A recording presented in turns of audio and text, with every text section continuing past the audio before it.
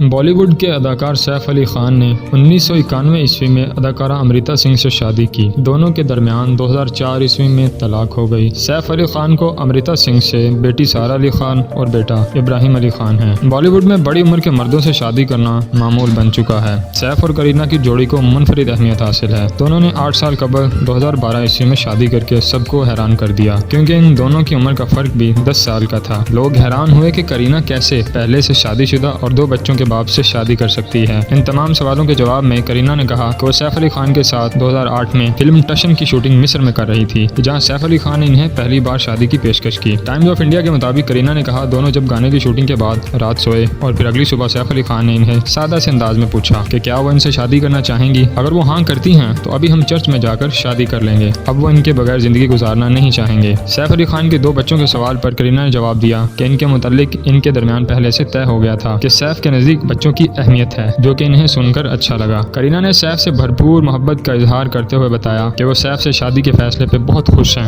Safe سے وہ اب بھی اتنا ہی پیار کرتی ہیں جتنا 10 سال قبل کرتی تھیں۔ ناظرین، اگر آپ کو یہ ویڈیو اچھی لگی ہے تو ویڈیو کو لائک کر دیں، کمنٹ سیکشن میں مجھے کمنٹ کر کے ضرور بتائیں، اور اس طرح کی مزید اچھی ویڈیوز کے لیے نئے آنے والے ویورز چینل کو سبسکرائب کر لیں تاکہ آنے والی ہر نئی ویڈیو آپ تک پہنچ سکے۔